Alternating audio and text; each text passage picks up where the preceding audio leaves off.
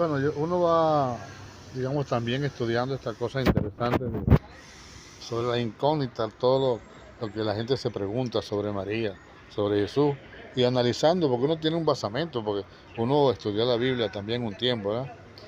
Y claro, yo la leí y la estudié con seriedad, no fue que la estudié con, o sea, yo la estudié, pues yo ponía atención a la gente que hablaba, a los pastores, a los sacerdotes y leía, y por eso yo tengo un basamento, una base, algo. Pero pensando ahorita sobre estas cosas de María, uno va aprendiendo a medida que recuerda y va atando cabos, ¿no? Porque la gente, bueno, unos dicen que María no es intercesora, otros que sí, pero fíjate bien, por ejemplo, hay que tomar en cuenta una cosa. Vamos a empezar por hablar de que Juan el Bautista bautizó a Jesucristo en agua. O sea, él entendió al ver a Jesucristo que tenía el Espíritu Santo, ¿verdad? Pero, o sea, que él era el elegido, pues, el que venía, ¿no? Pero él lo bautizó en el nombre, o sea, lo bautizó en el agua, en aguas. Entonces, en el río Jordán. Quiere decir que el bautismo de Juan, que era del orden de Aarón, o sea, porque el orden de Melquisedec comienza, o sea, digamos que se detiene cuando Moisés empieza su labor de rescatar, de salvar al pueblo de Egipto, ¿verdad? De la esclavitud. A partir de ese momento, Dios le coloca al hermano Aarón para que Aarón sea el que lo ayude, lo apoye en todo lo que es las cosas de comunicación, porque Moisés era un poco, digamos, no tiene tanta elocuencia así para hablar y esas cosas. Y claro, había que hablar con Faraón, porque era difícil la misión, porque, o sea, para cualquier persona, incluso como él, que era, según dicen que era tímido y esto, Dios le dice, anda y habla con Faraón, imagínate, ¿no? Que era o sea, el hijo, creo, o el mismo Faraón, que era, sí, el papá, ¿verdad? Que era el papá de él, pues, adoptivo, algo así, para que agarrara y hablara y le dijera que soltara a toda la gente esclava que estaba, el pueblo esclavo que estaba construyendo las ciudades y todo, imagínate. O sea, se iban a quedar sin nadie que los ayudara a esa labor, ¿verdad? Aunque era, por supuesto, algo que hacían a la fuerza, pues, despiadadamente, si se quiere, ¿no? Según se cuenta la historia. La historia, o bueno, la Biblia. Entonces resulta que cuando Moisés ya empieza su labor de ese rescate, ¿verdad? Pasan tantas cosas, que si Herodes empieza a perseguir, no sé qué, Ah, no, eso fue en tiempo de Jesús, pero fue en el tiempo de Moisés, también hay una persecución, ¿no? Hacia los niños, estos primogénitos, qué sé yo. Bueno, lo cierto, no, eso, me confundo. No, entonces empieza Moisés su labor con Herodes. Pero hasta ese momento se supone, entiendo yo, que priva el orden de Melquisedec. Es decir, Melquisedec era un sumo sacerdote, era el sumo sacerdote hasta ese momento, a quien se le pagaba. Abraham le pagaba los diezmos, porque Abraham era alguien como del ejército, y cuando venían las guerras agarraban y le pagaban a Melquisedec los diezmos y esas cosas.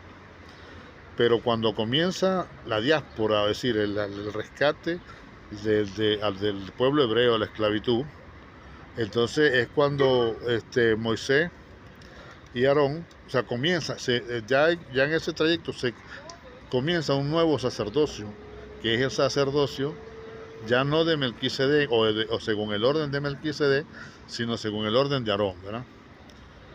Y todo eso trae a la larga, o sea, ahí se van escribiendo los primeros libros de la Biblia, el Génesis, el Éxodo, los profetas, Jeremías, Isaías, todo eso, y ahí se van formando las sinagogas, que no eran iglesias como tal ahora, cristianas, porque Cristo no había bajado aún, o sea, Jesucristo no había bajado del cielo a hacerse hombre, era todavía espiritual, o sea, eran las tres divinas personas, Padre, Hijo y Espíritu Santo, ¿verdad? Como decir, la casa de Dios. Pero por supuesto que ahí habían ángeles, o sea, todo eso era como un reino, el reino de Dios. Y entonces resulta que cuando Jesucristo viene, o sea, mejor dicho, cuando Moisés está en el desierto rescatando, que duraron 40 años, todo ese trayecto son bajo el orden de Aarón. Incluso cuando bautiza Juan el Bautista a Jesucristo todavía, y cuando María le viene a pedir a Cristo que, oye, que hagan algo porque se acabó el vino en la boda de Caná, eso es todavía el orden de Aarón. O sea, todavía no había el orden de Melquisedec, que se reactiva con Jesucristo, que es un sacerdote, sumo sacerdote, viene a ser pues un sacerdote de orden espiritual, se reactiva con la crucifixión.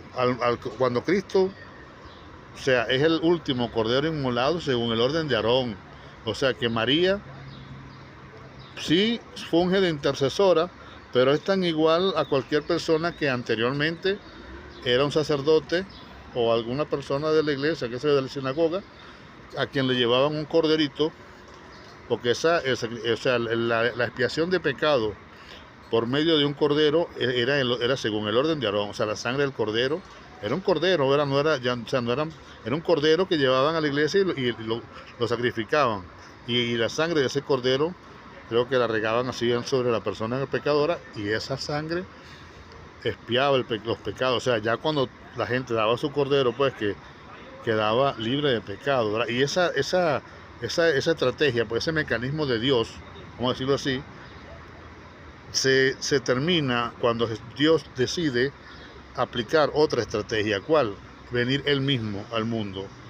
Pero no se reactiva cuando Jesucristo dice todo está consumado, es porque ya Él está cumpliendo con su papel de cordero inmolado, el último. Pues ahí sí Él se hace el único intercesor entre Dios y los hombres. Pero cuando María prácticamente lo conoce a Él, digo que es su mamá, ¿verdad? Lo ha visto crecer, lo ha visto hacer cosas que sorprendió a los sabios en su astucia y todo eso, y sabe de con quién está hablando, ¿me entiendes? Y ya le ha dicho a los amigos, a todos ellos de la familia, no, el tipo esto, y entonces dice, mira, vale, se acabó el vino, habla con él, a lo mejor le dicen ellos, ¿no? Y ella, claro, como es su mamá, y además lo ha visto y sabe, y además ella tenía el Espíritu Santo. La persona que tiene el Espíritu Santo tiene contacto con Dios directo, con el Padre. Es decir, que antes de que ella antes de que Cristo pues fuese el sumo sacerdote según el orden de Melquisedec para toda la eternidad, ya ella tenía el contacto con el Espíritu Santo y con el Padre directamente. ¿Me entiendes? Ella era intercesora entre el Padre y el mundo. Y el mundo porque ella, cuando Gabriel, el ángel Gabriel le llega, eso es Espíritu Santo, ¿me entiendes? Eso viene de parte del Padre, y solamente a la persona que es perfecta, tiene la perfección como para tener esa presencia, o sea, interceder con el Padre. En ese caso el ángel Gabriel era un intercesor santo, Espíritu Santo, digamos, comunicándole a María, quien era una santa, pero según el orden de Aarón. Y ella le dice, aquí la esclava del Señor, ¿verdad? Porque le aparece el ángel, y bueno, ella, todo lo que él le diga, ella lo hace, ¿me entiendes? Entonces, claro, cuando ella está en la boda de Caná, ella es una mujer virtuosa, pero que ya ha tenido el niño. O sea, ya había cumplido con su misión, y ya Jesucristo tenía casi los 33 años, algo así, ¿verdad? Entonces ella había cumplido, pues, pero sin embargo tenía un gran conocimiento de lo que era los libros de Moisés, de David, todos esos libros anteriores a lo que es el Nuevo Testamento, que comienza con Jesucristo. O sea que ella sí está intercediendo entre los hombres, no entre los hombres y Dios, porque Jesucristo no es Dios solamente, Él es Dios y hombre. Entonces, el Dios, el Padre, no tiene la experiencia de hombre. Eso lo entiendo, igual que el Espíritu Santo. Ellos actúan internamente en el Espíritu, y nosotros somos intercesores. O sea, las personas que, digamos, nos preparamos para recibir y tener, digamos, algún tipo de experiencia de oración con el Padre Nuestro, todo eso con Dios, si realmente, o sea, teóricamente, para no hablar en términos de experiencias verdaderas o reales que uno haya tenido, otro, teóricamente, cuando la persona se prepara, como por ejemplo, la mamá del rey Samuel, ella tuvo directo contacto con Dios en oración, hizo un pacto con Dios y Dios o sea, le dijo que bueno, que si ella quería resolver su problema, que era estéril y eso, que él le iba a dar un hijo. Ese fue el pacto que hicieron. El hijo, ella quería un hijo, pues se lo pidió a Dios, y el pacto que ella hizo fue que ella se lo iba a donar a la iglesia, o sea, al templo. Bueno, entonces, Piqui se entiende.